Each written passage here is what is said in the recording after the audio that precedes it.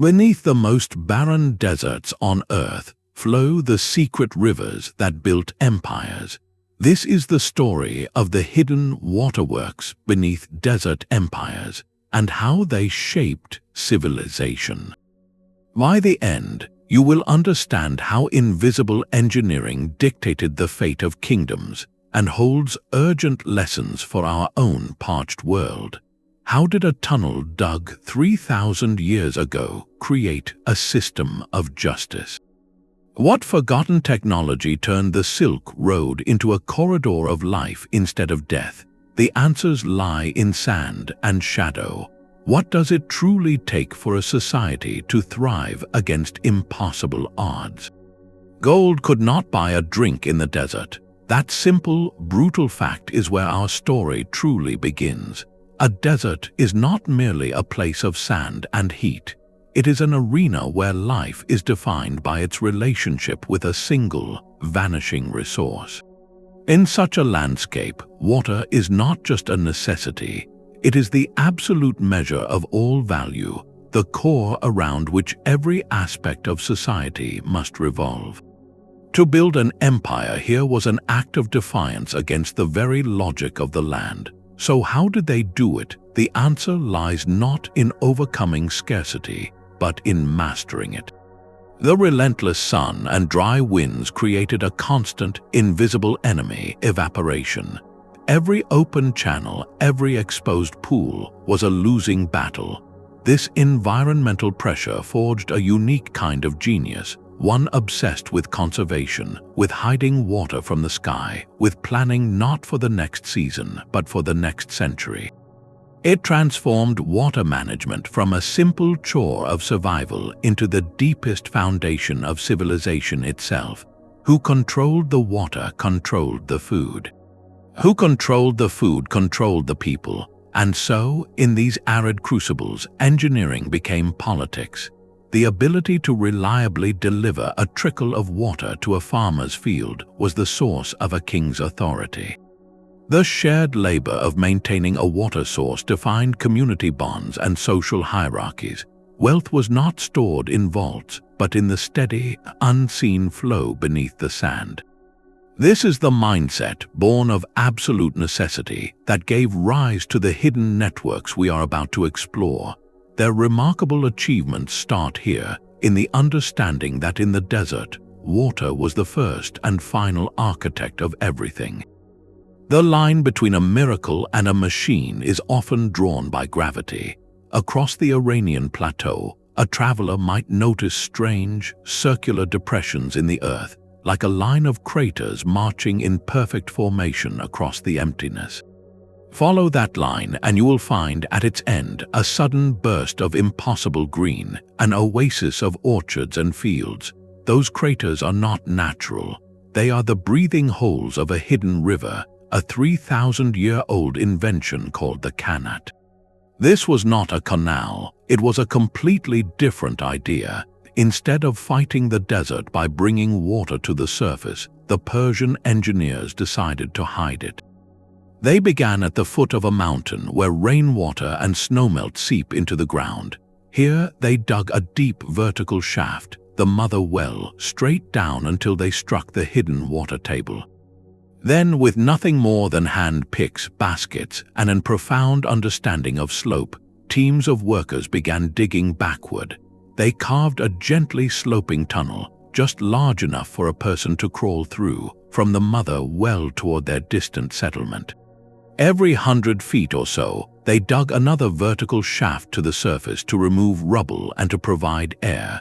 The result was a subterranean aqueduct, a secret pipeline that used gravity alone to guide water for dozens of miles, all while keeping it safe from the evaporating sun and choking dust of the desert above. The engineering was brilliant, but the true magic of the Qanat was social. This was not a project commanded by a distant king. It was a communal endeavor of staggering scale. The labor to dig and, more importantly, to perpetually maintain the tunnel required the cooperation of an entire village. Rights to the water were meticulously divided by time, with families allotted specific hours or days to channel the flow to their plots. This created a system of shared destiny. Your neighbor's clogged tunnel segment meant your fields would wither. A Qanat was a living, flowing social contract. It bound people to a place and to each other with the most tangible of threads. Historians note that this decentralized, community-managed model provided remarkable stability. It fostered not just survival but surplus. The reliable water created agricultural oases that became the fertile kernels of cities, the resting points for caravans, and the tax base for empires. The great Achaemenid Empire, with its famed royal road and administrative brilliance, was built atop this hidden network of communal water. The Qanat asks us a profound question. Can the way we choose to share a fundamental resource define the character of our civilization? Here, the answer was etched into the earth itself, a lesson in how infrastructure, when designed with collective care, can weave the very fabric of community. Yet the Persian Qanat was not the only answer whispered beneath the sands. Far to the east, where the Silk Road skirted the terrifying expanse of the Taklamakan Desert, another civilization faced an even greater thirst. The name Taklamakan itself carries a grim warning, often translated as the place of no return. Here, the idea of a hidden river became not just a tool for survival, but the very lifeline of global trade. This was the domain of the Karez. On the surface, the Karez system of what is now Xinjiang appears almost identical to the Qanat, a testament to how a brilliant idea can travel along the very trade routes it makes possible. A mother well tapped into groundwater at the foot of distant mountains, and a gently sloping tunnel carried it for miles to an oasis. But the environment here was more extreme, the stakes even higher. The Karez was the difference between a bustling caravanserai and a bleached skeleton in the dunes. Take the city of Turpan. It sits in a depression below sea level, one of the hottest and driest places in the region. And yet, for centuries, it was a legendary oasis of vineyards and melon fields, a crucial resupply point for caravans laden with silk, spices, and gems. This bounty was an illusion made real by an unseen network. Over 1,000 Karez channels, some stretching for dozens of miles, converged beneath Turpan, delivering a constant, cool flow of water that turned the blistering basin into a fertile garden. The construction and upkeep of these tunnels governed life. Local traditions developed intricate systems of water rights and communal labor schedules, often overseen by a respected water master who allocated time slots to each family with ceremonial precision. This was a society built around a shared secret. The result was a chain of human islands in a sea of sand. Oasis towns like Turpan, Hami, and Kashgar did not merely exist despite the desert. They existed because of the hidden water beneath it. And these oases became magnets.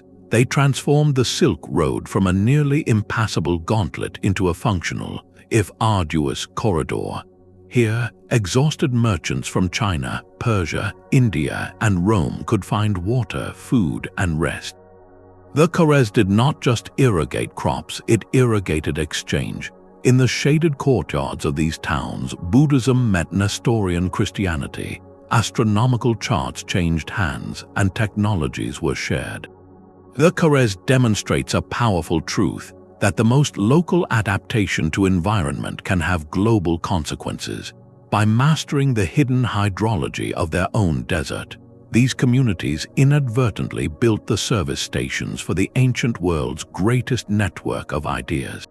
They proved that the desert, when threaded with these secret streams, could become a connector of continents. But a water system is only as strong as the society that maintains it. In the mountains and valleys of Oman, a different kind of water network emerged, one where the rules of sharing were carved not just in stone, but in the daily rhythm of life itself. This is the world of the Falaj. From the air, the Falaj systems look like delicate silver threads stitching the rugged landscape together. A combination of open channels and buried tunnels that capture water from mountain springs and guide it with breathtaking precision to terraced gardens and fortified villages. For over 2,000 years, these channels have been the arteries of Omani civilization. The engineering is a masterpiece of gravity-fed design, often involving kilometers of tunneling through solid rock to reach a distant water source. Yet the true genius of the Falaj was never hidden underground. It was performed in the full light of day, in the village square, according to a clock older than any timepiece. Water from a Falaj was not owned, it was apportioned by time. A water share was not a quantity, but a duration. A farmer's right might be to receive the entire flow of the channel for, say, one full turn of the sundial, or for a specific period measured by a carefully calibrated water clock. When his time was up, a designated guardian would divert the flow to the next shareholder's channel. This created an impeccably fair system where everyone, from the largest landowner to the smallest plot holder, received their proportional share based on the original investment of labor or resources into the Falaj's construction. Overseeing this intricate temporal ballet was a respected community figure, the Qadi or water judge. His role was not to command, but to interpret and enforce the ancient, unwritten code that governed the Falaj. He resolved disputes over timing, supervised maintenance duties, and ensured the system's integrity for future generations. His authority came from deep cultural respect for the law of water, a law that recognized this resource as the common property of all. The social impact of this system was profound. Because water shares were fixed by time and tied to land, it created remarkable stability. It discouraged waste, as you could not hoard a flowing stream, only use your allotted time wisely.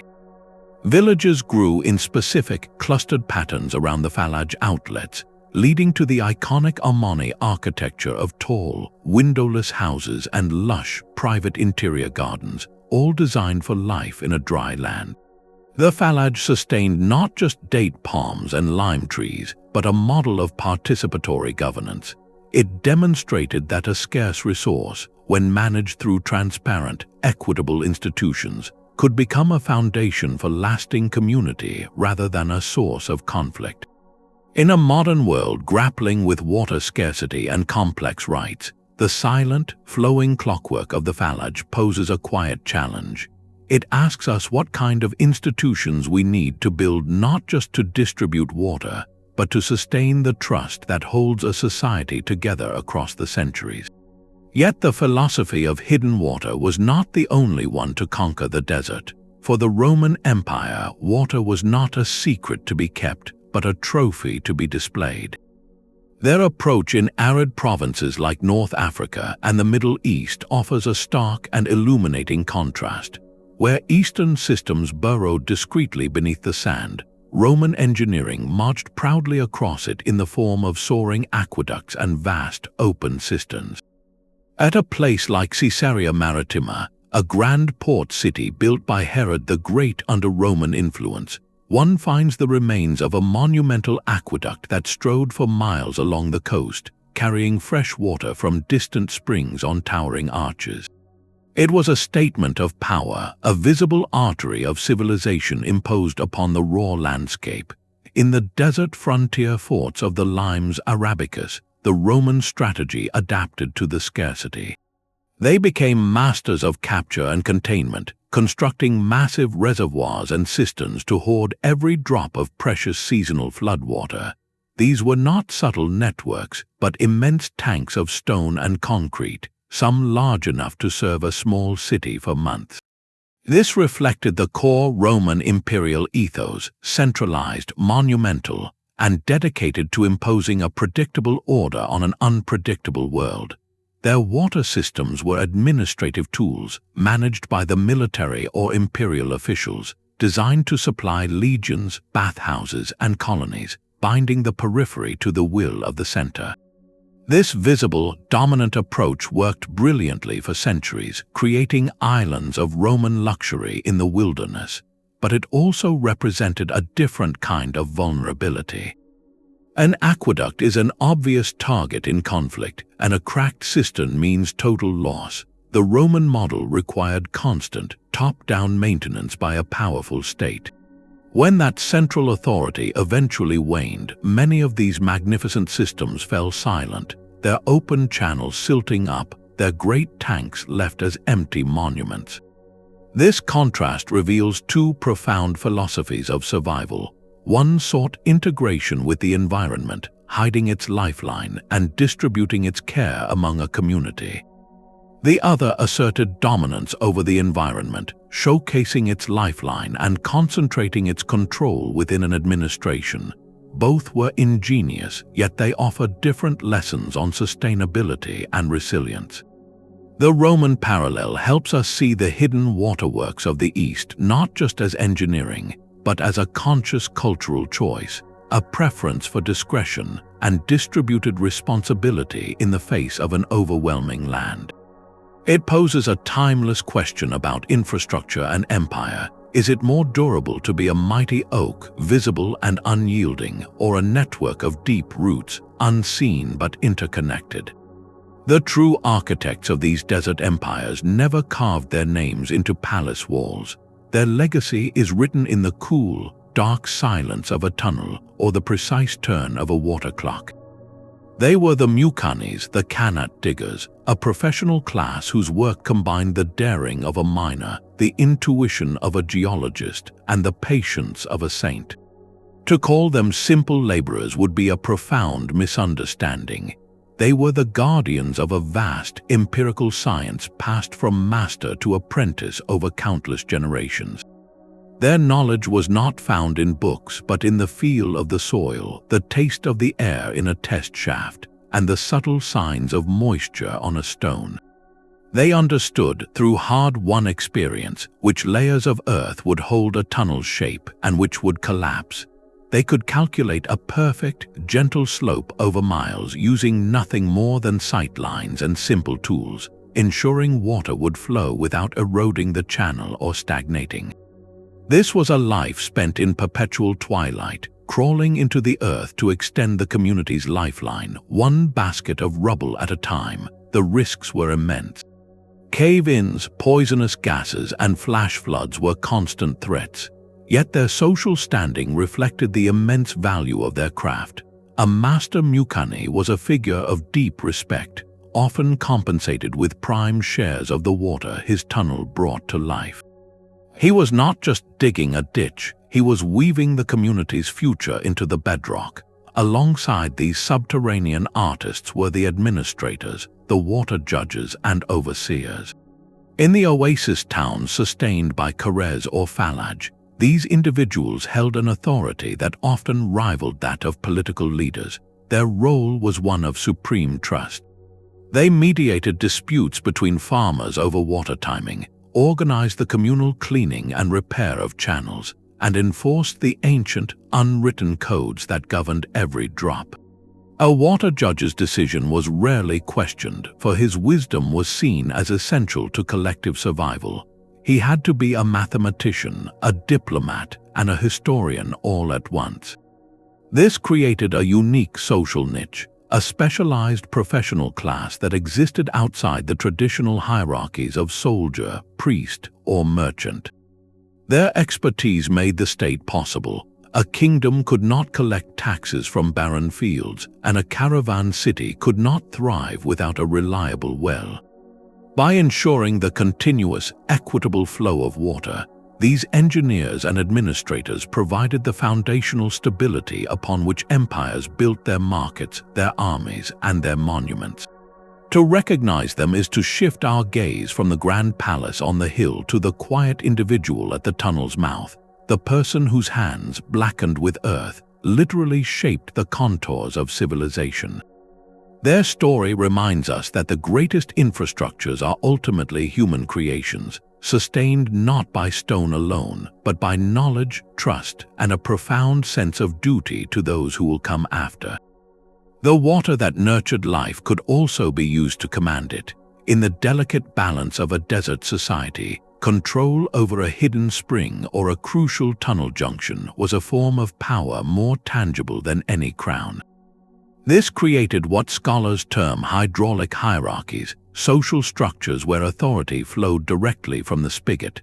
the design of a water system often mirrored the society it served, either reinforcing rigid class divisions or nurturing a unique form of cooperative democracy.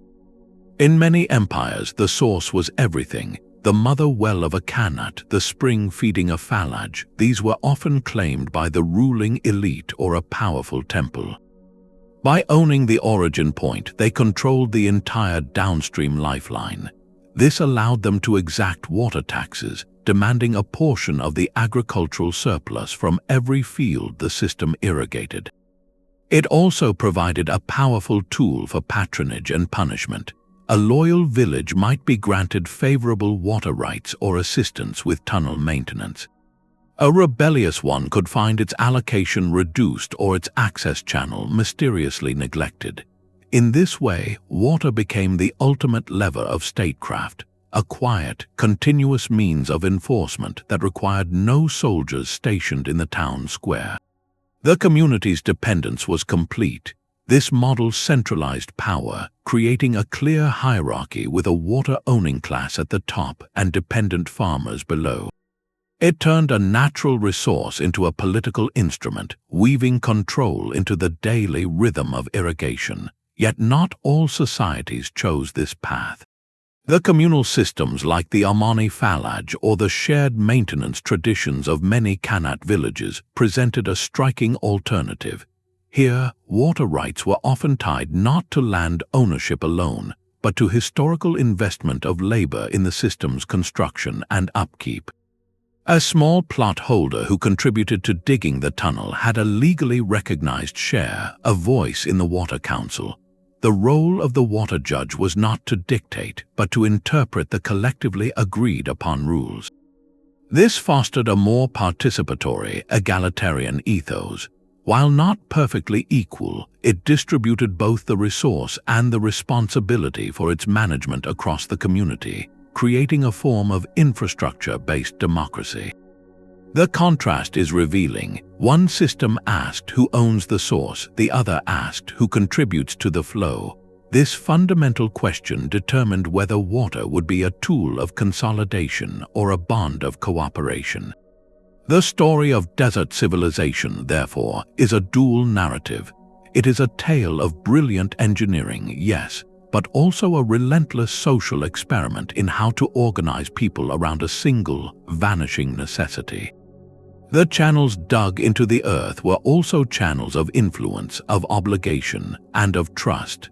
They show us that the architecture of power is often built not from stone and decree, but from the way a society chooses to share its most fundamental gift. In our own era of growing scarcity, this ancient dynamic feels uncomfortably familiar, prompting us to look at our own systems and ask, what kind of hierarchy does our water create? The ultimate proof of these hidden networks lies not in tunnels, but in towers and temples. To stand in the shadow of Persepolis, the ceremonial capital of the Persian Achaemenid Empire, is to witness the ambition of a desert power at its zenith. Its vast terrace, colossal columns, and intricate reliefs speak of wealth and reach. Yet this grandeur was an ecological mirage. Persepolis was built in a dry, rocky plain, far from any major river. Its lifeblood was a web of Qanats, tapping distant aquifers to feed its gardens, fill its reservoirs, and sustain the thousands of artisans, officials, and laborers who built and maintained this wonder. The city's very location was a calculated decision, not near a surface river, but atop a convergence point for multiple subterranean channels. The water arrived unseen, then was displayed in magnificent pools and channels within the palace complex, a symbolic display of the empire's mastery over the most elusive element. This pattern repeated across the Silk Road. Samarkand, the fabled turquoise-domed jewel, owed its legendary fertility to an ancient network of Karez and canals drawing from the Zarafshan River. Its bustling bazaars, stocked with melons, silks, and spices, were watered by this managed flow. The city's layout was a direct map of its hydrology, with main channels defining major arteries and smaller branches diverting into neighborhood courtyards and the famed garden estates of the nobility. Here, water shaped urban aesthetics, feeding the reflective pools that doubled the beauty of the Registan's madrasas and cooling the air in shaded, vine-covered pavilions where poets and astronomers gathered. Perhaps the most stunning example is Sana'a in Yemen. Rising from a highland plain, its iconic skyline of gingerbread tower houses, some over 1,000 years old, seems to sprout from the desert. Sana'a's secret was the gale, a sophisticated system that captured seasonal floodwaters from surrounding wadis, channeling them through a stone conduit into the city. This water was then distributed through a network of over 100 public basins and countless private wells, governed by a strict rotational schedule etched in stone tablets. The water dictated the city's social rhythm and its architecture. The tall, fortified houses, with their ground floors often used for water storage, were designed around this precious resource. The famous green belts of gardens and orchards that encircled the city walls were not a happy accident, but the direct product of hydraulic engineering. These were not mere settlements that found water. They were intricate machines for living, designed from the ground up to receive, distribute, and celebrate a managed flow. Their public baths, their lush private courtyards, their thriving manuscript workshops and libraries, all testified to a surplus born from control. These oasis metropolises became magnets for knowledge, where the security and leisure provided by reliable water allowed scholarship, art, and commerce to flourish far from the world's great rivers. They stand as a powerful rebuttal to the idea that civilization requires a mighty, visible watercourse. Instead, they whisper a different truth, that with ingenuity and collective will, a thread of water hidden in the earth could be woven into the tapestry of a city, creating islands of unparalleled sophistication in the most unexpected places. The cool, hidden water was a promise, but the fields above were a test. To transform a trickle from the earth into a harvest required a second revolution, an agricultural alchemy that turned sand and stone into farmland. This was not about flooding fields, a luxury the desert could never allow. It was about a conversation with each individual drop. Farmers became masters of precision, developing techniques that seem strikingly modern. One ancient method involved burying unglazed clay pots called ollas next to plant roots. The porous pot would slowly seep water directly into the soil, minimizing evaporation and delivering moisture exactly where it was needed, a form of passive drip irrigation used thousands of years ago. More common were intricate networks of small, carefully leveled channels that branched from the main Qanat outlet like capillaries. A farmer would guide the flow through a maze of tiny earth banks, flooding one precisely leveled plot at a time before diverting the stream to the next. This ensured not a drop was wasted on dry paths or uneven ground. Every action was measured, every moment of flow accounted for by the community's water clock. This meticulous care created a menu of life from the desert. The date palm was the undisputed king, a tree perfectly adapted to the climate, providing food, shade, timber, and fiber. Beneath its canopy grew a shaded understory of wheat and barley, the staples that fed cities. In terraced gardens fed by Falaj channels, pomegranates, apricots, grapes, and citrus thrived. This was not mere subsistence. The constant, reliable flow from the hidden tunnels changed the very rhythm of farming. It allowed for multi-cropping, where a fast-growing vegetable could be harvested before a grain crop matured. More importantly, it enabled the cultivation of cash crops. Luxuries like dates, almonds, and rare spices could be grown in surplus, dried, and loaded onto camels for trade across continents. This agricultural surplus was the silent, green engine of empire. It fed the artisans who built Persepolis and the scribes who administered it. It provisioned the caravans that made Samarkand rich and supplied the standing armies that protected the Silk Road. A population freed from the constant anxiety of famine could specialize, leading to advances in metallurgy, textiles, and scholarship. The transformation was profound. Barren land, written off by nature, was systematically remade into a productive garden. This ancient practice of working with the ecosystem, of maximizing output while carefully sustaining the resource base, is what we now call agroecology. It was a sustainable loop where the water nurtured the crops fed the people, and the people maintained the water system. In their relentless quest to survive, these desert civilizations stumbled upon a principle we are desperately relearning today, that the most productive landscape is not one we conquer, but one we carefully, intelligently cooperate with. Their fields, blooming in the dust, stand as a testament to a simple, powerful truth, that abundance is not a gift of geography, but a product of wisdom. The steady flow from a Falaj was more than irrigation, it was a form of prayer. In landscapes where water was a miracle, its source was inevitably seen as sacred, a divine gift that demanded reverence in return. This spiritual current transformed practical waterworks into objects of veneration, weaving conservation directly into the fabric of faith. For the Zoroastrians of ancient Persia, the elements of creation were pure, and none more so than water. They believed flowing water was a sacred force to be protected from pollution. A Qanat, with its clean, cool, underground stream, was the perfect embodiment of this purity. The mother well was often treated as a holy site, and the water it produced was used in ceremonial rites. This religious doctrine provided a powerful environmental ethic, one that discouraged waste and mandated the careful upkeep of the channels to preserve the water's sacred character. Utility and spirituality were not separate streams, but a single, continuous flow.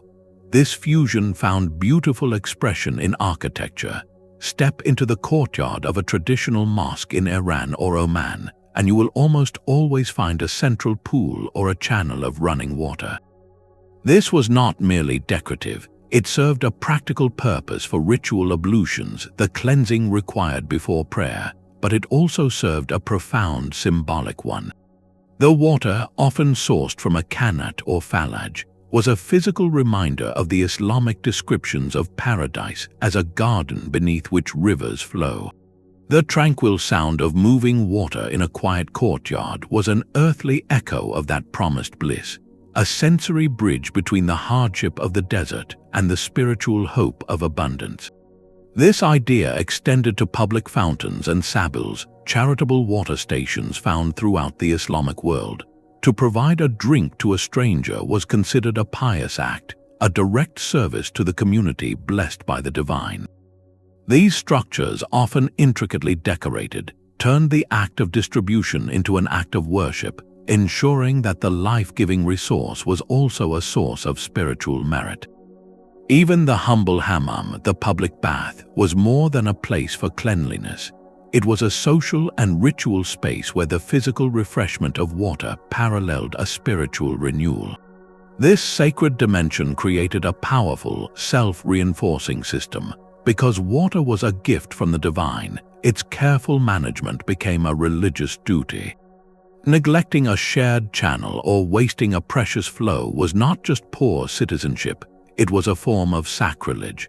The community's responsibility to maintain the system was underwritten by a moral and spiritual imperative. This embedded a conservation ethic deep within cultural values, long before the term sustainability was ever coined. It asks us to consider what we have lost in our modern relationship with resources. When water becomes merely a utility, a commodity measured in cubic meters and monthly bills, does it lose the sacred weight that once compelled its care? These desert civilizations understood that to protect something for centuries, you must first see it as more than a tool. You must see it as a covenant. A caravan's wealth was measured in water before it was counted in coins. While the Grand Silk Road captured history's imagination, a far more intricate web of trade pulsed along the capillaries of these hidden water systems.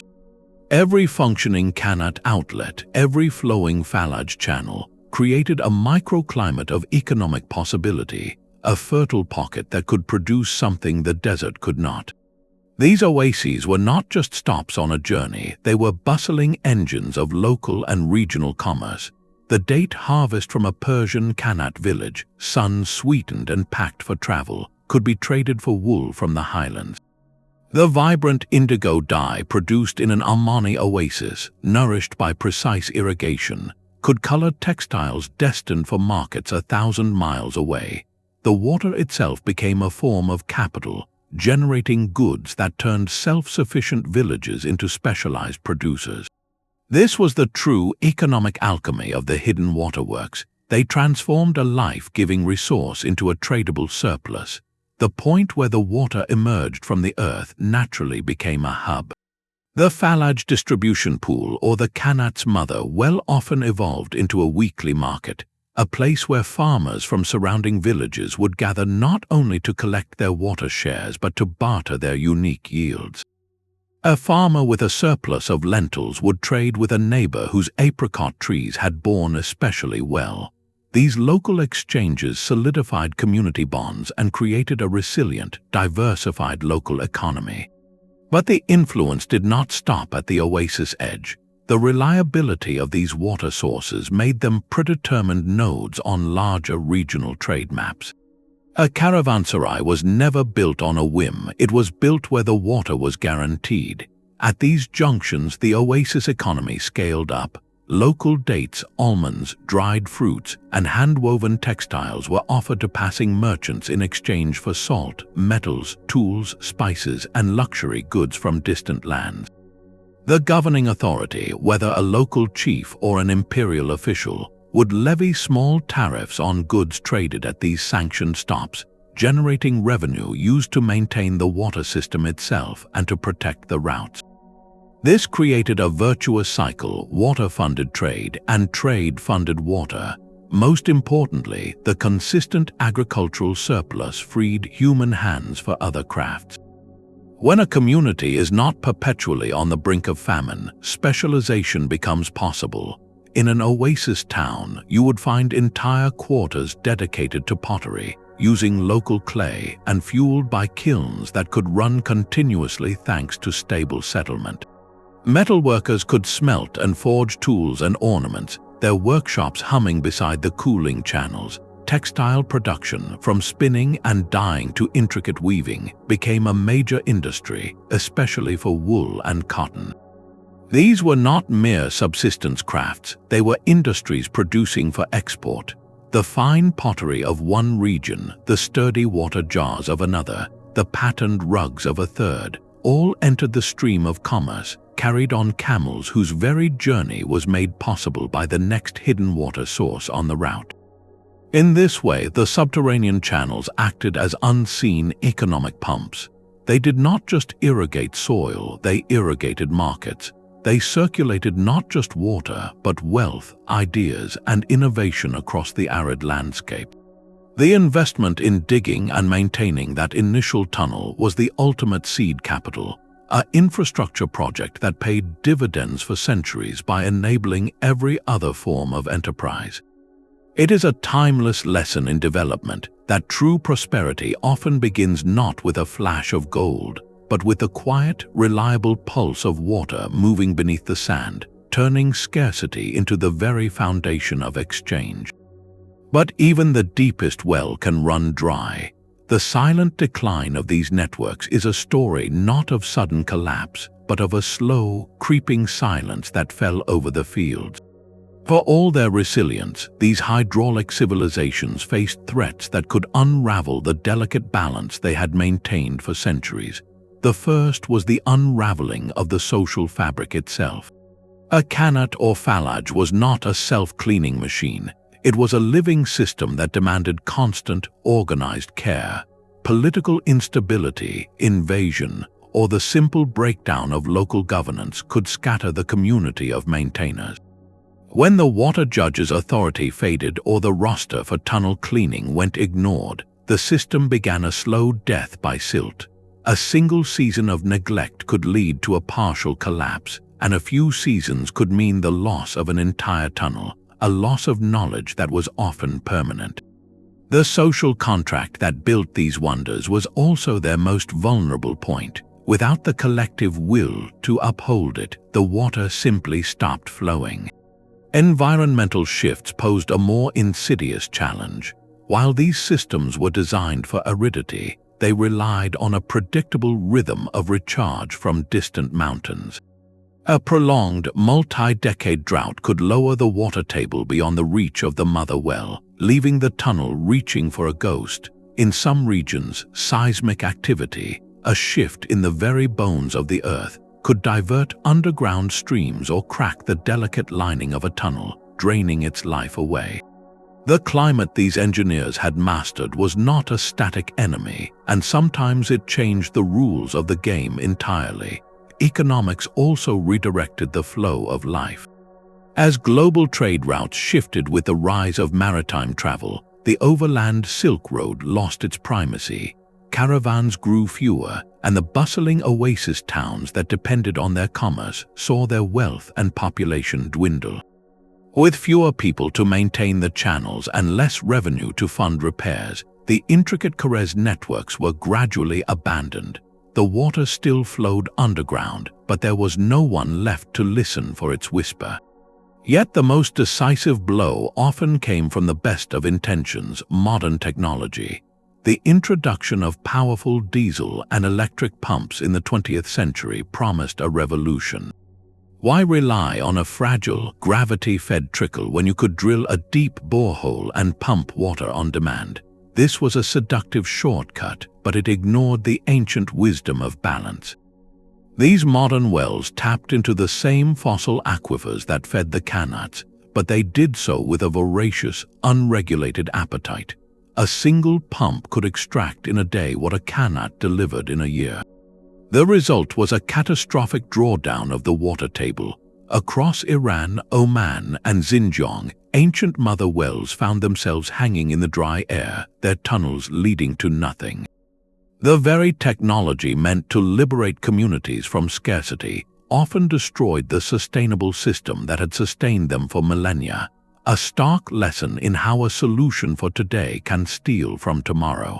The sight of a sand-choked Qanat shaft is a monument to a particular kind of fragility. It reminds us that no infrastructure, no matter how brilliantly conceived, exists in a vacuum. It is held together by a triad of forces: a stable environment, a functioning society, and a sustainable technology. Upset any one of these and the miracle begins to fade. The silent fields where date palms once stood are not just a memory of what was lost, but a mirror held up to our own challenges.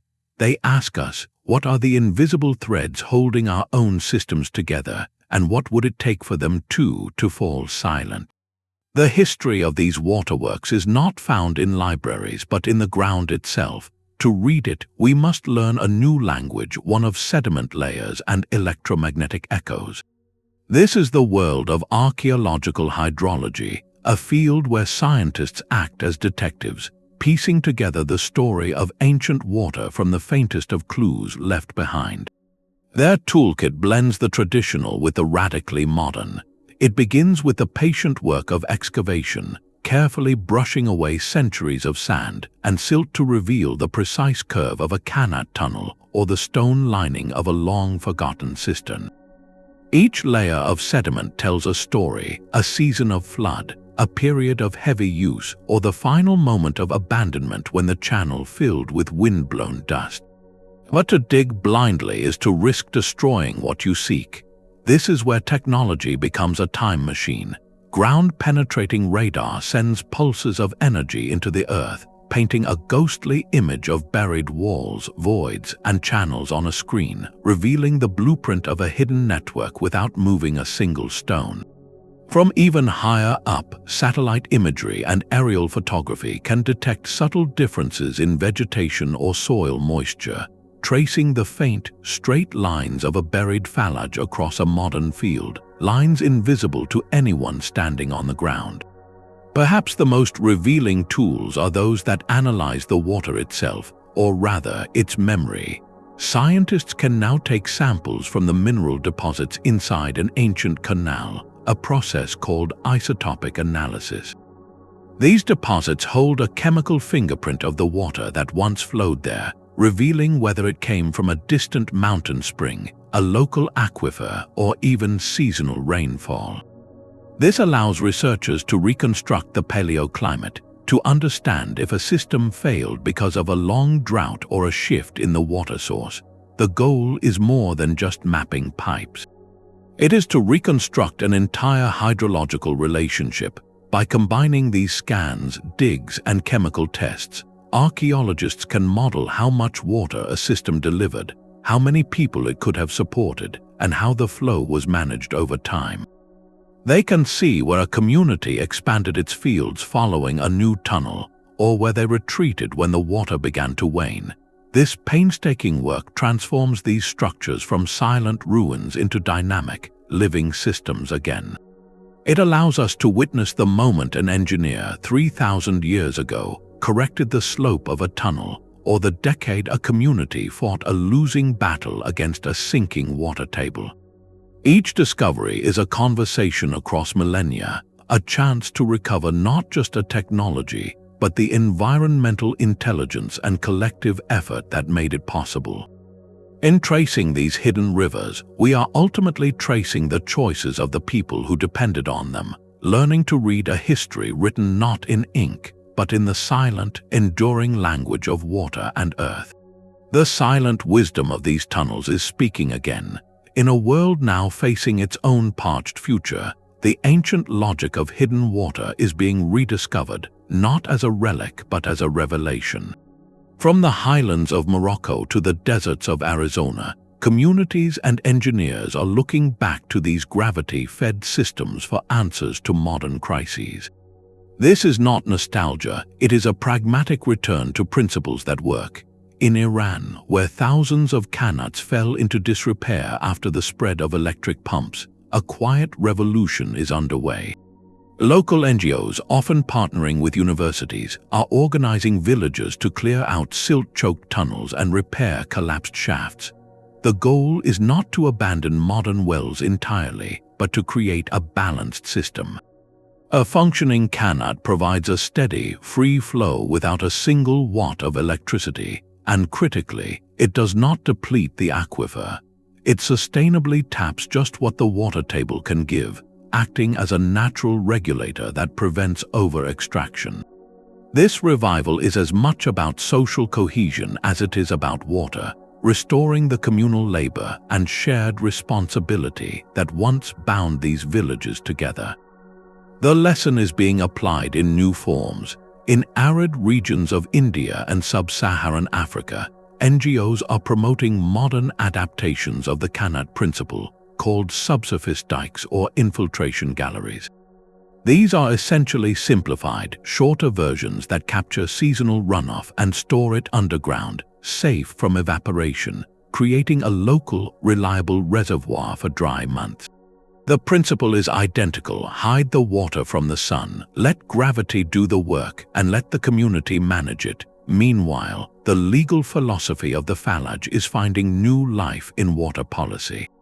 Experts in sustainable development point to its core tenets: clear, transparent allocation based on measurable time shares, and community-based governance.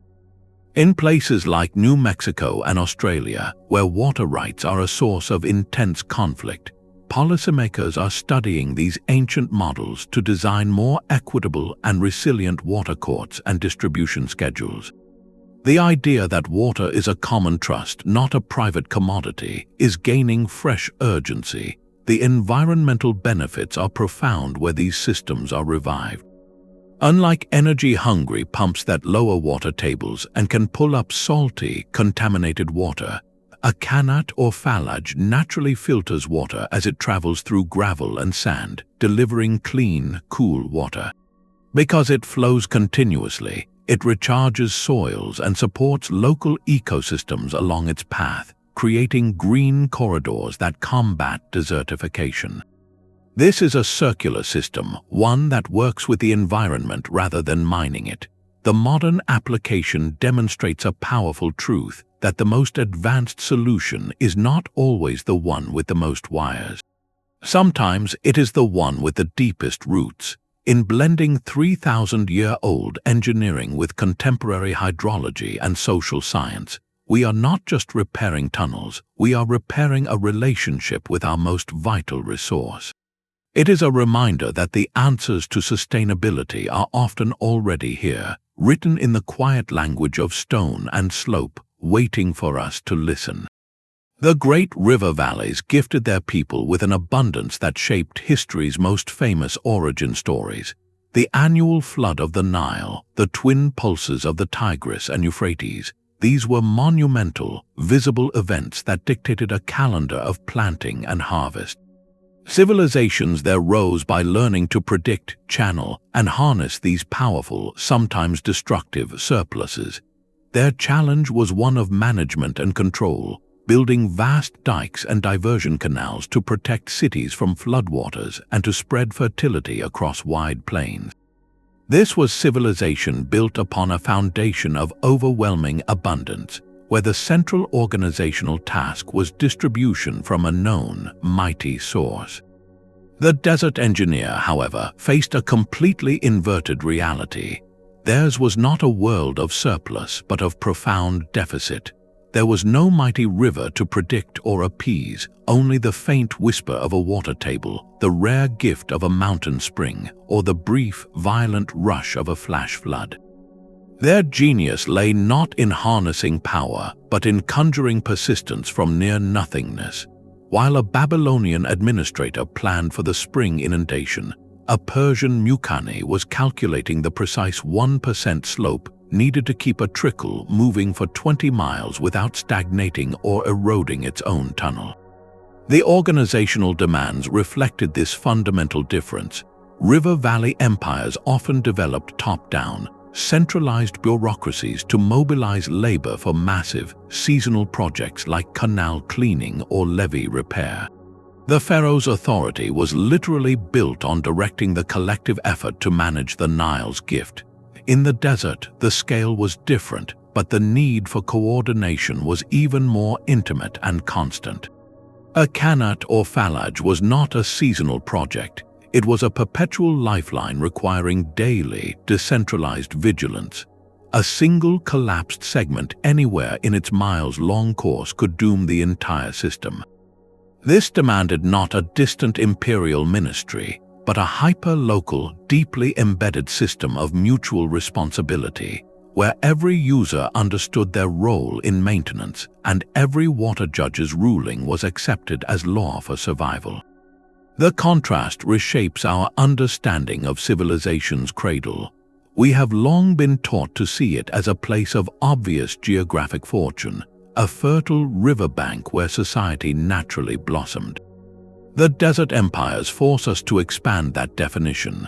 They reveal that civilization can also be a deliberate, hard-won creation, an act of collective will imposed upon a landscape that offers no obvious invitation.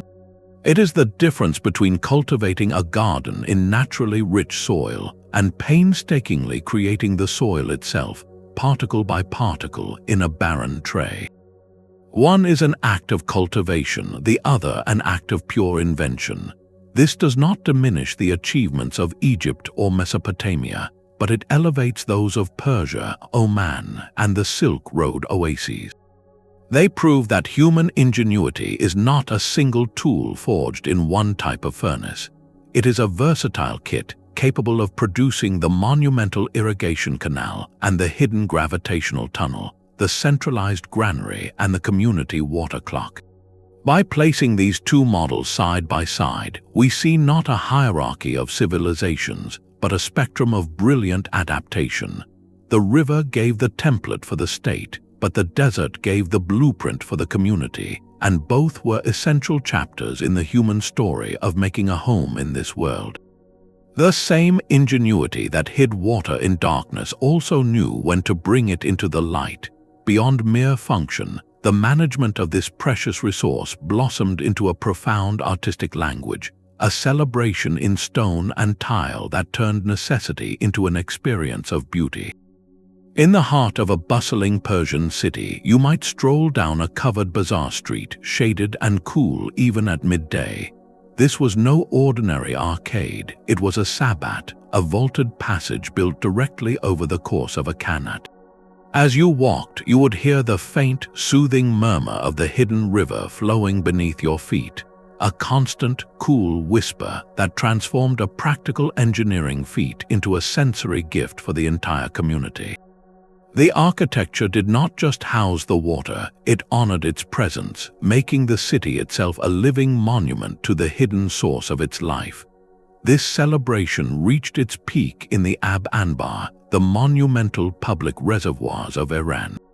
From the outside, these structures were often crowned with elegant wind catchers, tall towers designed to capture the slightest breeze and funnel it down to the water's surface, cooling it through evaporation in a masterpiece of passive climate design. But step inside and you entered a cathedral of water, vast subterranean chambers lined with a special mortar called Sarauj that was impervious to moisture, held enough water to sustain a neighborhood for months. Their soaring brick domes, often adorned with intricate blue tilework and calligraphy, were reflected in the still, dark pool below. This was not a grim, utilitarian tank, it was a sacred, civic space. The act of drawing water became a moment of quiet reflection, surrounded by architecture that spoke of collective security and refined taste. The beauty of the Ab Anbar declared that preserving life was the highest art a society could practice. This philosophy of aesthetic integration traveled across continents. In the gardens of Al-Andalus in what is now Spain, water was the central performer in a living symphony of geometry and scent. Channels of precise, polished stone carried clear streams to feed fountains and narrow rills that traced the outlines of manicured courtyards. The sound of moving water was a calculated element of the design, a calming soundtrack that enhanced the garden's purpose as a place for contemplation and poetic discourse. Every drop was directed, every spray was shaped, transforming hydraulic engineering into a medium for creating paradise on earth. Even the humble public fountain, found in city squares from Damascus to Marrakech, was rarely just a spout. It was an opportunity for craftsmanship, adorned with carved marble, colorful mosaics, or wrought iron, turning a point of communal gathering into a focal point of civic pride. This seamless fusion of utility and art reveals a deeper cultural mindset. To make a water system beautiful was to acknowledge its true value. It was a statement that this resource was too vital, too miraculous, to be relegated to the realm of the purely functional. The decorated reservoir, the arched sabbat, the singing garden channel, they all served to elevate the daily act of collecting water from a chore to a ritual, embedding gratitude and respect into the very infrastructure. It reflected a society secure enough in its survival to devote resources to adornment, a sign of prosperity that went beyond wealth to express a holistic refinement. In their hands, a water pipe became a brushstroke, and a catchment basin became a canvas. Their legacy challenges our modern approach to infrastructure, prompting us to ask, when we build the systems that sustain our lives, do we design them merely to be efficient, or do we dare to build them in a way that also nourishes the human spirit? Can a pipeline, a treatment plant, or a rainwater garden also be a thing of thoughtful beauty, a daily reminder of the profound gift it carries? The sound of water flowing into a clay jar was the rhythm of daily life, a task that fell most often to the hands of women and children. While the grand narratives of empire celebrate the male Mukanni and the water judge, the intimate, essential relationship with the hidden water was cultivated in the domestic sphere. Every morning and evening, the walk to the communal Falaj outlet or the neighborhood Qanat well was a social pilgrimage. This was not merely a chore, it was a crucial point of connection where news was exchanged, friendships were nurtured, and the well-being of the community was quietly assessed. The journey with a water jar balanced on a head or shoulder wove the fabric of neighborhood life, stitch by steady stitch. This daily labor shaped time itself, structuring the hours around the cooler parts of the day and dictating the pace of household work, from cooking to cleaning to caring for children. The rhythm of fetching water became so ingrained that it echoed in cultural expression. In the folk songs of desert communities across North Africa and the Middle East, you can still hear the melodic lines that mimic the steady walk to the well, or lyrics that speak of longing, with the distant water source serving as a metaphor for a loved one far away. Stories told by grandmothers often featured clever heroines who outwitted thieves or solved riddles at the communal well, turning the site of daily labor into a stage for wit and resilience. In some societies, this intimate knowledge of water translated into formal authority. Among certain Berber communities in North Africa, for instance, women were traditionally the keepers of the household's water rights and the managers of the private cistern. They decided how the stored rainwater would be allocated for drinking, cooking, and washing, a role that gave them significant influence over domestic economy and health.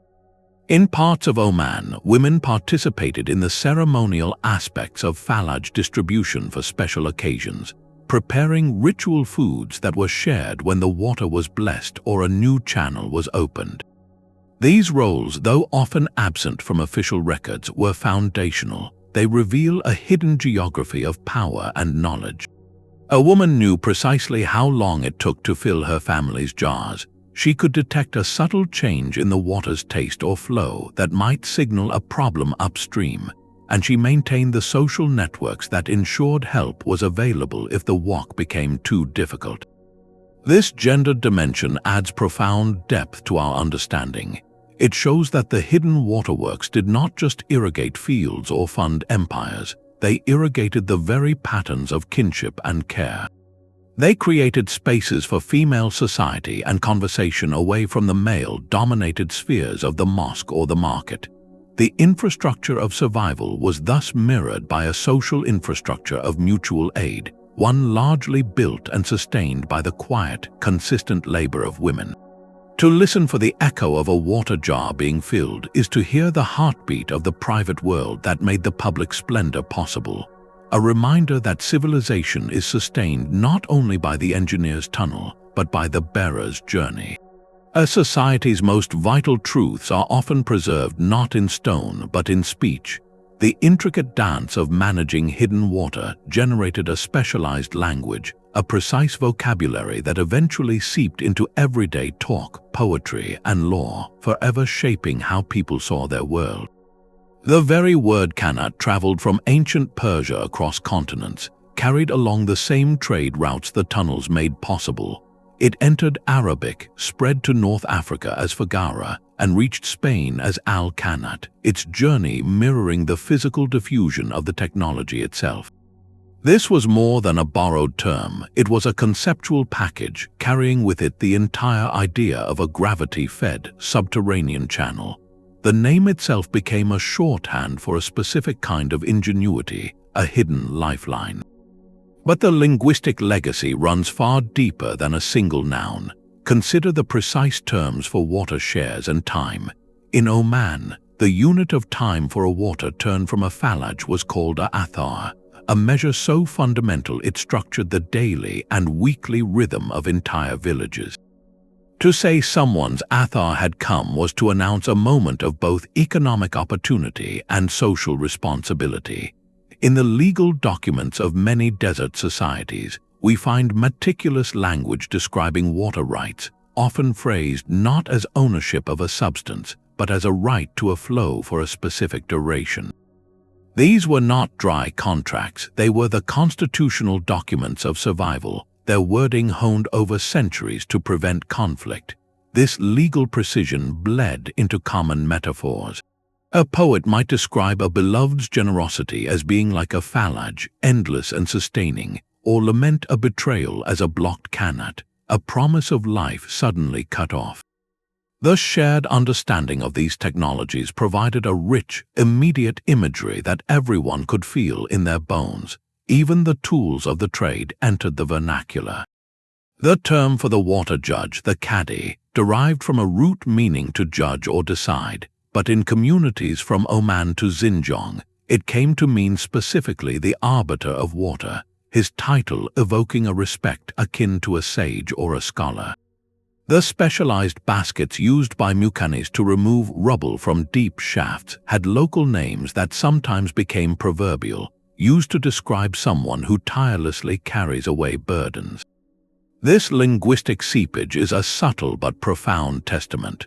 When the most critical technology in your life is a hidden water channel, your mind naturally begins to map the world in its terms. A complex social relationship could be understood as a water share, a moment of good fortune as a strong flow, and a deep, reliable source of wisdom as a mother well. This embedding of hydrology into language did more than just create useful metaphors, it actively shaped thought. It provided a cognitive framework for understanding fairness, time, and community obligation. To think in terms of turns and shares fostered a mindset of cyclical reciprocity and measured patience. The vocabulary made the abstract principles of equity and sustainability tangible, something you could literally hear in the conversation at the well or sea inscribed on a clay tablet. The technology, therefore, did not just deliver water, it delivered a way of seeing. It offered a lens through which to interpret justice, time, and human connection, proving that the tools we use to survive don't just change our environment, they quietly rewrite the grammar of our imagination. What echoes of our own essential technologies, I wonder, are currently weaving themselves into the way we speak and think about our world today? The desert was never a static enemy, but a shifting one. These civilizations understood that survival meant preparing not for a single dry season, but for the decades when the rains simply forgot to come. Their hidden waterworks were not just feats of engineering, they were masterclasses in climate resilience, built with a deep, intuitive understanding of environmental fluctuation. Every feature of a Qanat, for instance, served a dual purpose against a capricious climate. Its subterranean path was a brilliant conservation strategy. By hiding the water from the sun and wind, it reduced evaporation loss by as much as 90% compared to an open canal, a critical buffer during extended droughts when every molecule counted. That same depth provided another kind of protection, insulation. The constant, cool temperature of the earth kept the water flowing even during rare freezing spells that would have shattered surface pipes and ice-locked open sources. This was infrastructure designed for all seasons, a steady heartbeat below the erratic weather. Resilience, however, was woven into social fabric as much as stone. The communal management model provided a built-in capacity for adaptive response. During a serious shortage, the water judges and village councils could enact flexible distribution protocols. They might temporarily shorten each farmer's water turn, ensuring that every plot received at least a minimal survival ration, or prioritize water for staple food crops over cash crops like cotton or indigo. This was a shared sacrifice enforced by social consensus rather than distant decree, which maintained order and equity when resources were at their most scarce. Beyond the water itself, these societies developed sophisticated secondary buffers. Imperial and local granaries were a standard feature, stockpiling surplus grain during plentiful years as a hedge against lean ones. Legal codes from across these regions often included provisions for the cancellation of water use debts during declared droughts or for the communal maintenance of emergency wells. They were practicing a form of long-term risk management, observing patterns across generations and embedding the lessons into their laws and daily practices. This ancient approach to climate adaptation offers a profound historical model. It was not about controlling the environment, but about building systems flexible enough to absorb its shocks. The strategy rested on three pillars: decentralization, conservation, and community-based response. Decentralization meant that thousands of local Qanat or Falaj systems could succeed or adapt independently, a network so distributed that the failure of one node did not cascade into a regional collapse. Conservation was the core engineering principle, a recognition that the first and best use of a scarce resource is not to waste it.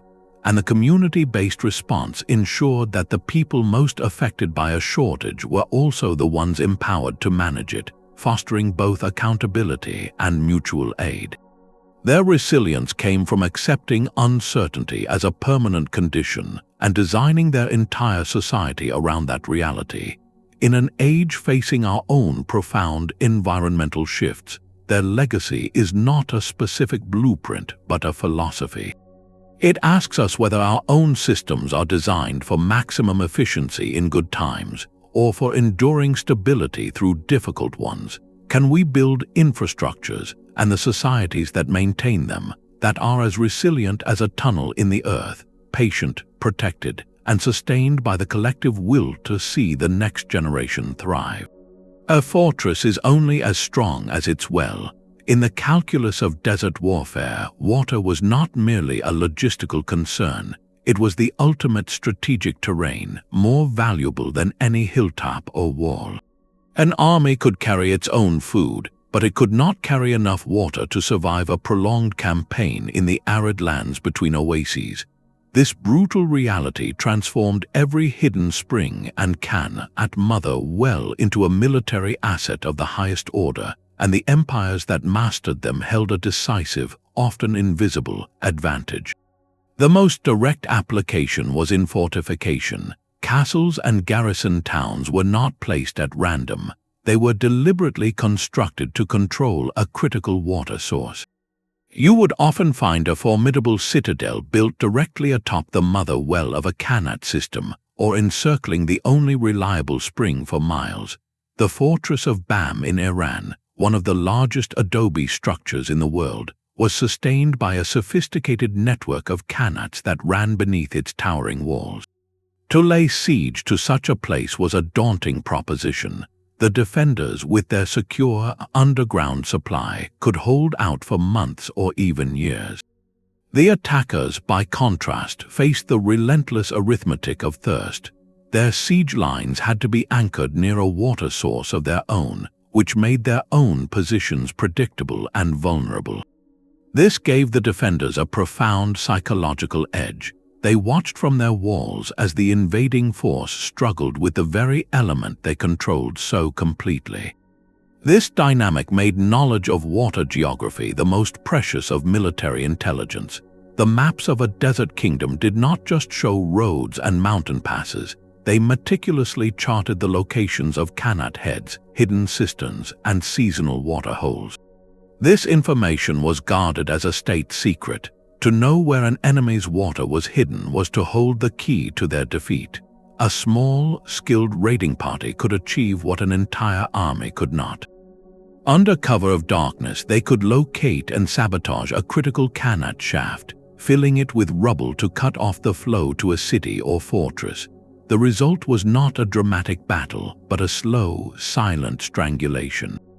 Crops would wither, reservoirs would empty, and within weeks a proud city would have no choice but to negotiate or face a desperate, weakened last stand. This was warfare by hydrology, a conflict won not with swords, but with shovels and the secret knowledge of the earth.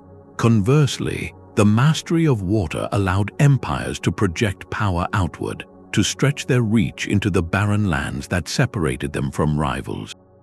To secure a trade route like the Silk Road, it was not enough to post soldiers along it. You had to give them a way to live. This is where the hidden waterworks enabled imperial expansion. By constructing or revitalizing Karez systems at strategic points, a central authority could create permanent, self-sustaining garrison towns in the middle of nowhere. These oases, nourished by the unseen tunnels, became secure bases of operation.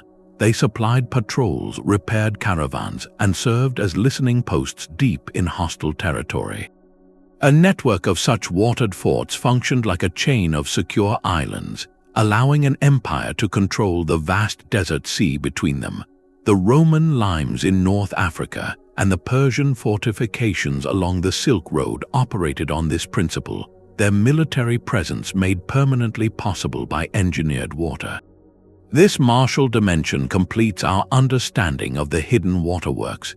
They were never just peaceful tools of agriculture.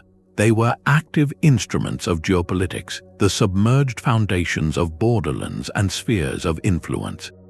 Control over water meant control over movement, over settlement, and ultimately over the fate of empires. It reveals a world where the deepest source of power was not always visible on the surface, where the quiet drip of water in a dark tunnel could dictate the roar of armies and the silent surrender of cities. In the desert, the ultimate weapon was not forged in fire but drawn from the deepest, most secret well. A flowing spring was never just water, it was a gift with a guardian. In the silence of the desert night, the gurgle from a well could sound like a whisper, and for ancient peoples that whisper had a name. Across the cultures that depended on hidden water, a rich layer of mythology grew, giving voice and intention to the mysterious sources that sustained life. These were not mere stories for entertainment. They were the operating manual for survival, written in the language of wonder and warning. In the vast emptiness, every landmark of water became a potential dwelling for the unseen. Arabian and Persian folklore spoke of the jinn, beings created from smokeless fire, who were believed to inhabit lonely wells, deep caves, and the dark tunnels of Qanat. These were not inherently evil, but they were powerful and easily offended. To carelessly pollute a well or speak disrespectfully near a water source was to risk angering its resident spirit, who might then cause the water to turn bitter or vanish entirely. This belief system enforced a code of conduct through awe. It taught that the source of life demanded reverence, framing conservation as a sacred pact rather than a simple chore. The origin of these vital systems was often explained through epic tales. Persian legends tell of heroic kings or righteous figures who, guided by divine wisdom or a miraculous animal, discovered a hidden spring. In one story, the legendary hero Tumuraz is said to have fought demonic forces to secure pure water sources for his people. These narratives served a crucial purpose. They rooted the community's most important infrastructure in a foundational, heroic past. The Qanat you relied on was not a random ditch. It was a legacy won by a champion, a treasure to be protected. This endowed the physical structure with a deep cultural significance, making its maintenance a duty to ancestors and a defense of a hard-won legacy. The folklore also contained direct ecological parables. Tales from along the Silk Road speak of lost oases, lush cities that were swallowed by the sands as punishment for the arrogance or greed of their inhabitants. A common motif warns of a ruler who demanded too much from the land, diverting all water to his personal gardens until the source itself dried up, leaving nothing for anyone. Other stories caution against bathing or washing clothes in a drinking spring, acts that would drive away the protective spirit and bring drought. These were clear, memorable lessons about sustainable use, about balance and sharing. They translated the complex cause and effect of hydrology into simple, moral fables that a child could understand and remember. This mythical layer was a brilliant cultural technology. In a world without hydrological surveys or environmental science, it packaged essential knowledge about resource management into a compelling, transmissible form. The story of the angry jinn taught about water table sensitivity. The legend of the lost oasis taught about the long-term consequences of overuse. By connecting the physical act of drawing water to a realm of spirits and heroes, these cultures made the abstract tangible. Respect for the system was not just about practicality, it was about participating in a living story. This connection between the hidden river and the human imagination reveals something fundamental. It shows that our deepest technologies are never purely mechanical. They are always wrapped in meaning, in narrative, in a need to explain our place within a mysterious world. The Mukanni who dug the tunnel and the grandmother who told the story of its guardian spirit were partners in the same vital work, one shaping the earth, the other shaping the mind. Together, they ensured that the wisdom of water flowed not just through stone but through generations. the blueprint for a hidden river could travel farther than the water itself. As caravans carried silk and spices along the trade routes, they also carried something far more valuable: the knowledge of how to find water in the desert.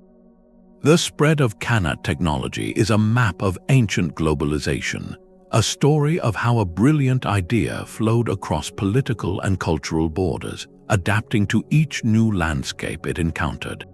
This was not a formal export of engineering plans, but a slow, practical diffusion carried by the most mobile resource of all, human expertise. Skilled Mukannis, the master diggers, were sometimes taken as prized captives after conquests, their knowledge a spoil of war more strategic than gold. Other times they migrated as sought-after freelance experts, hired by distant rulers who had heard tales of these miraculous subterranean streams. Wherever they went, they did not simply replicate their home technology, they adapted it. In the Roman provinces of North Africa and the Middle East, engineers encountered the Persian Qanat and integrated its principles with their own monumental approach to water management. They used the Qanat method to tap new aquifers, feeding their soaring aqueducts and vast urban reservoirs, blending hidden capture with imperial display. The technology moved east with equal force. Along the Silk Road, the concept traveled from Persia into Central Asia and the Taklamakan Desert, where it evolved into the Karez systems that sustained oasis cities like Turpan. Here, builders faced even more extreme aridity and seismic activity, refining the tunneling techniques and social management models to suit a harsher environment.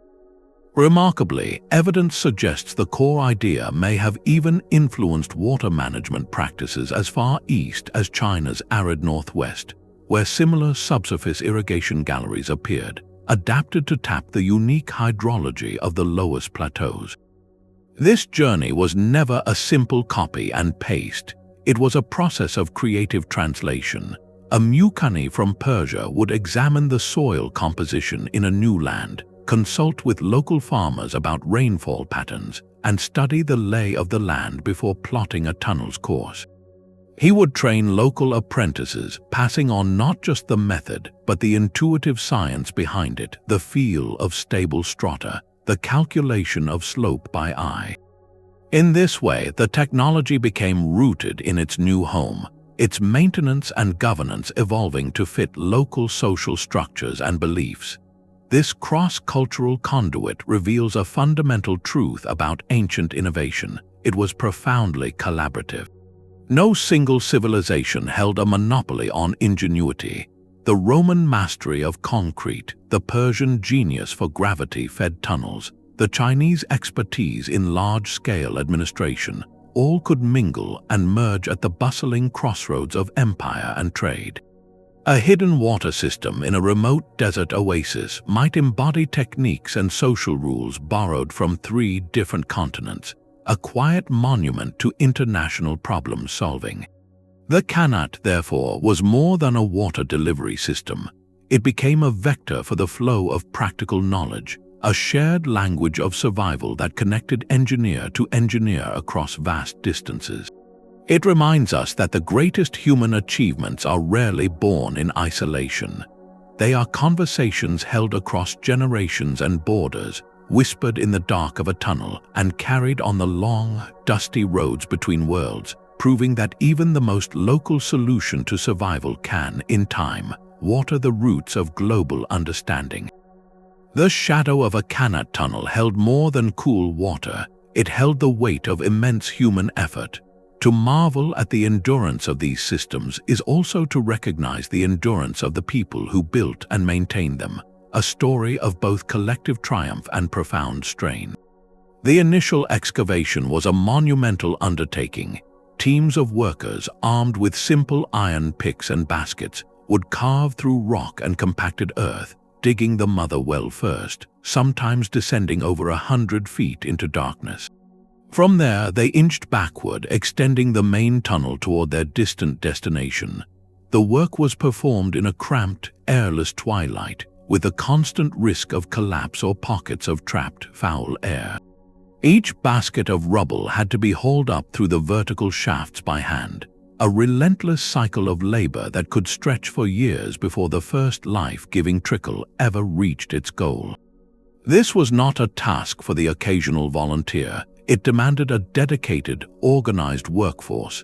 In different times and places, the source of that labor varied dramatically, painting a complex picture of how these empires mobilized their people.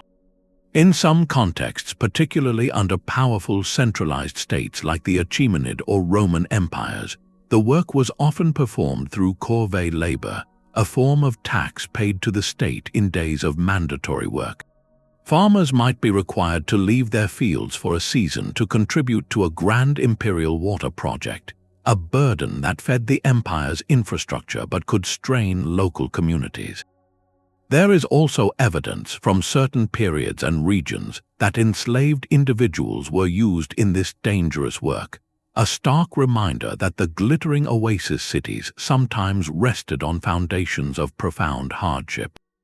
Yet in many other communities, particularly those centered around a single village Qanat or Falaj, the diggers were highly skilled, paid specialists, the Mukannis, who commanded respect and valuable water shares for their irreplaceable expertise. Theirs was an honored, if perilous, profession, but the digging was only the beginning. A Qanat was not a build-it-and-forget-it project. It was a living entity that demanded perpetual care.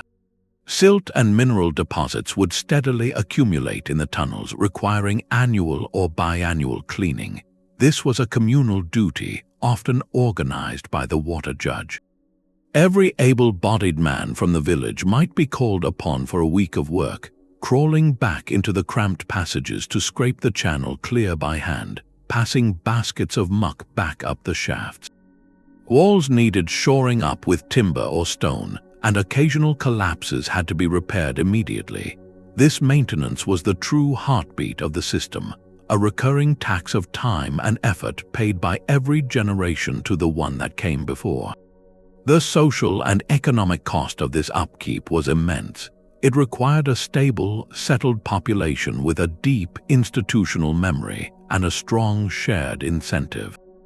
Resources that could have been used for other pursuits were perpetually allocated to this single, vital task.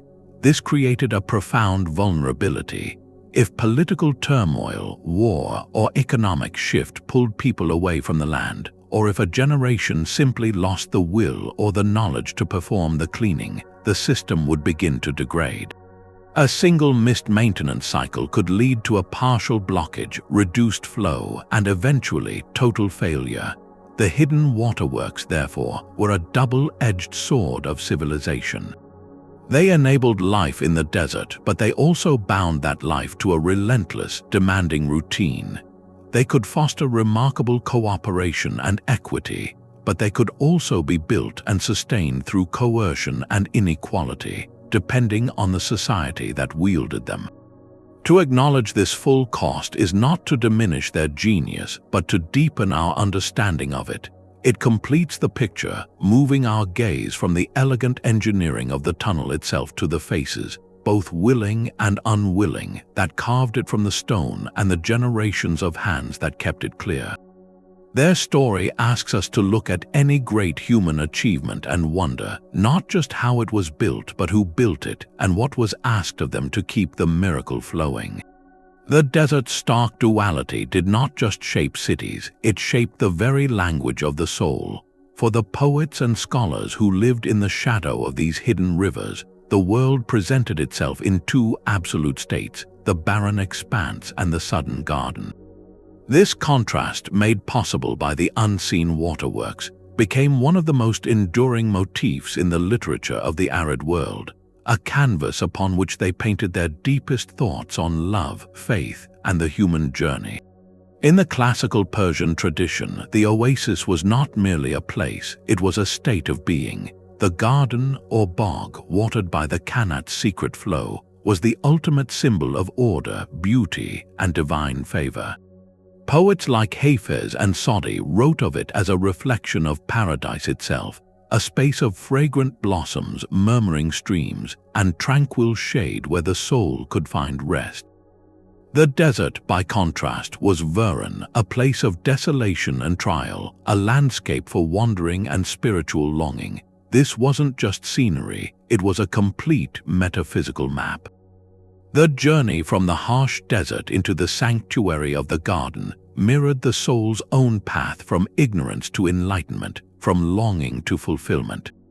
The hydraulic imagery was so ingrained it became metaphorical flesh and blood. A beloved's lips were a fountain, their words a cooling stream. Divine grace was a reviving rain upon a parched heart. Knowledge itself was often described as a wellspring, a deep, hidden source from which the seeker must draw. The physical act of finding water became an allegory for the pursuit of truth, a difficult search through a trackless waste that could, with perseverance, lead to a miraculous discovery. This symbolic language flowed with equal force in the Arabic Qasida, the majestic ode that often began with a poignant prelude. Here, the poet, standing before the traces of an abandoned campsite, would describe a landscape transformed by loss where once fertile grounds had returned to dust. This motif, the Atlal, directly echoed the fragility of the Oasis, a powerful reminder that all life and love is contingent upon a hidden source that can, without care, vanish. The lush descriptions of the patron's generosity that followed in the ode's later sections were like a verbal oasis, a promised land of abundance and culture made possible by noble rule, much as a Falaj made the date palms grow. Travel literature from Ibn Battuta to later Silk Road chroniclers carried this sensory contrast to a global audience. Their accounts meticulously noted the terror of the desert crossing, the disorientation and thirst, followed by the almost delirious relief of sighting the green fringe of an oasis city. They described not just the markets and mosques, but the sound of water in the channels, the coolness of the shaded gardens, the taste of fruit that seemed impossibly sweet against the memory of dust. For their readers far away, these were not just travelogues, they were narratives of resurrection, proving that life could triumph in the most unforgiving corners of the earth. This literary legacy reveals a profound cultural alchemy. The immense physical effort to master water, to carve the garden from the desert, was transmuted into art. The engineered landscape became a lexicon of symbols so potent they have resonated for 1,000 years. It shows us that our deepest environmental relationships don't just feed our bodies, they feed our imagination, providing the fundamental contrasts, light and shadow, thirst and satiation, emptiness and abundance, that give form to our most abstract hopes and fears. The poet reaching for a metaphor and the Mukanni reaching for a water table were, in a profound sense, engaged in the same work, both drawing sustenance from a hidden source to create something that could sustain everyone else. Our own water systems will one day be silent ruins for future archaeologists to ponder. Imagine a scholar 10,000 years from now, brushing dust from the twisted remains of a massive steel pipe, or mapping the ghostly outline of a concrete reservoir cracked by tree roots. What story would these relics tell about us? They would speak of a civilization that achieved staggering scale and power, capable of moving entire rivers across continents and quenching the thirst of cities of millions.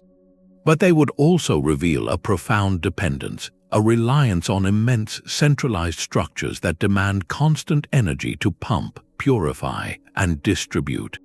Our water, unlike the Qanat's hidden flow, is a loud, visible, and energetically expensive proclamation. The contrast with the ancient desert models is stark. Where they sought to hide water from the sun, we spread it in open canals and sparkling fountains under a blazing sky. Where they used gravity as their only engine, we employ roaring pumps and vast electrical grids. Where they distributed management across a community of users, we concentrate control in distant utilities and government bureaus. Our systems are marvels of immediate abundance, but they ask a different kind of question about resilience. What happens when the centralized power fails? What happens when the distant reservoir runs dry? the future archaeologist might note that our infrastructure, for all its brilliance, often assumed the environment was a problem to be overcome, rather than a partner to be understood. They would find evidence of incredible waste, from leaky municipal pipes losing vast quantities, to landscapes designed for water-hungry crops in arid zones, sustained only by mining ancient aquifers.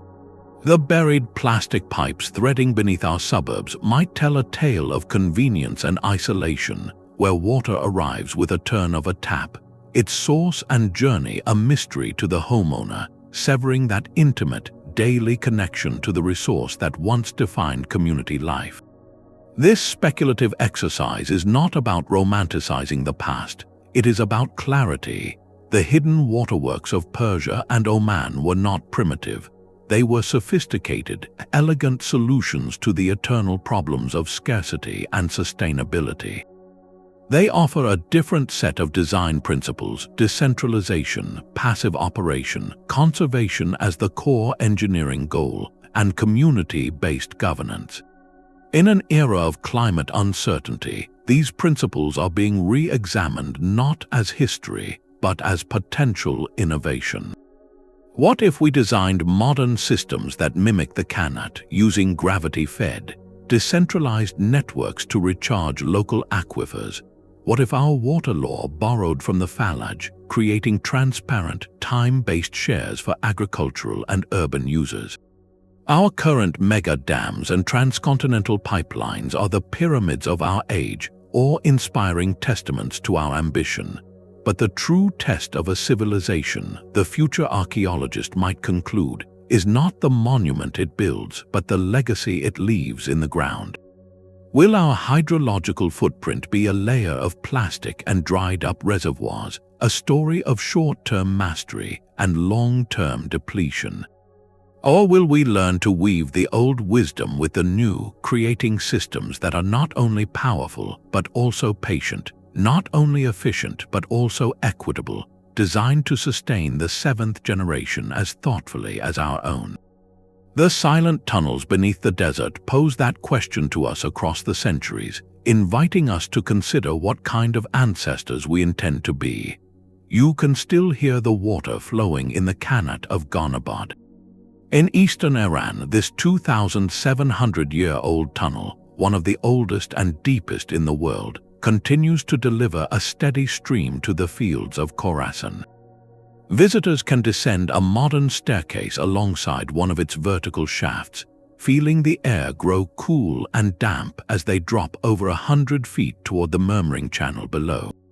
Standing there, you are not just looking at a ruin, you are inside a living machine, feeling the same cool breath on your face that a Persian farmer felt 3 millennia ago. This is history you can touch, and it is waiting in deserts across the world.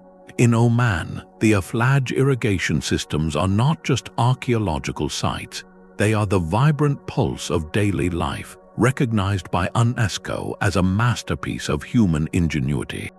At Falaj al-Kotmin in the town of Birket al-Muz, you can watch the clear water emerge from a mountainside tunnel and begin its timed journey through the village. You will see children playing beside the open channels, farmers opening and closing small stone gates to direct the flow to their date palm gardens, and you can sit in the shade of a watchtower that once guarded this liquid treasure. The entire landscape is a museum in motion, a testament to a system that has never stopped working. For a journey into the heart of the Silk Road survival, the Karez wells of Turpan, China, offer an unforgettable experience. An extensive visitor center built around a preserved section of tunnels allows you to walk underground through the cool, dim passages, tracing the path of the water that built an oasis in one of Earth's hottest places.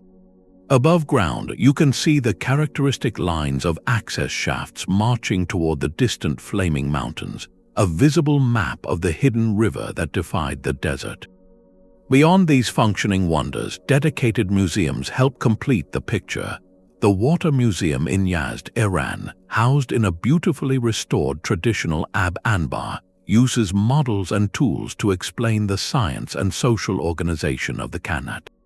In Oman, the Falaj Darris Park in Nizwa provides a serene setting to learn about the different types of Falaj and their role in shaping Omani society. Visiting these places does more than satisfy curiosity. It becomes an act of preservation tourism. Your presence and interest provide a powerful economic incentive for local communities and governments to maintain these fragile sites, to keep clearing the silt from the ancient channels, and to pass the stories on to the next generation. It transforms the narrative from something you heard into something you felt, the chill of subterranean air, the sound of water in a silent desert, the sight of a fruit tree thriving in a landscape of stone. To walk beside a Falaj or descend into a Qanat is to have a conversation across time, to understand viscerally that the line between a wasteland and a garden was always drawn by human hands, by patience, and by a shared promise to the future. These sites are not relics of a dead past. They are living classrooms, offering urgent lessons in sustainability written in stone and flowing water, inviting us to learn not just with our minds but with our senses. The silent lesson of the desert is that civilization is not found, it is forged. Our journey through these hidden rivers reveals a truth that reshapes history itself, that the rise of empires was never a simple gift of fertile land, but a relentless, collective act of imagination against the grain of the earth. From the communal Qanat to the timed Falaj, these were not just tools for survival. They were complete systems of thought, embedding the principles of sustainability, equitable governance, and intergenerational planning into the very stones of their tunnels. Long before these terms entered our modern vocabulary, they were the daily practice of villages and kingdoms under the sun. This ancient wisdom did more than water fields. It sculpted the contours of power, seeded the growth of culture, directed the flow of wealth, and gave spiritual meaning to the act of sharing a drink. The mightiest foundations of these empires were not the palaces that gleamed in the light, but the cool, dark channels that whispered beneath them, proving that true strength often lies in what remains unseen and carefully sustained. Today, as aquifers drop and reservoirs shrink, their legacy shifts from a historical wonder to a vital conversation. These forgotten marvels are more than archaeological curiosities. They are a catalogue of proven strategies for resilience. They demonstrate that a secure future is not built on overwhelming force, but on intelligent adaptation, on designing with nature rather than against it, and on recognizing that a resource held in common trust can bind a society for centuries. Let this exploration of sand and shadow leave us with a deeper reverence for the water in our own taps and a renewed faith in the innovative, cooperative spirit that can still guide us, reminding us that the most profound solutions are often those that work in quiet harmony with the world.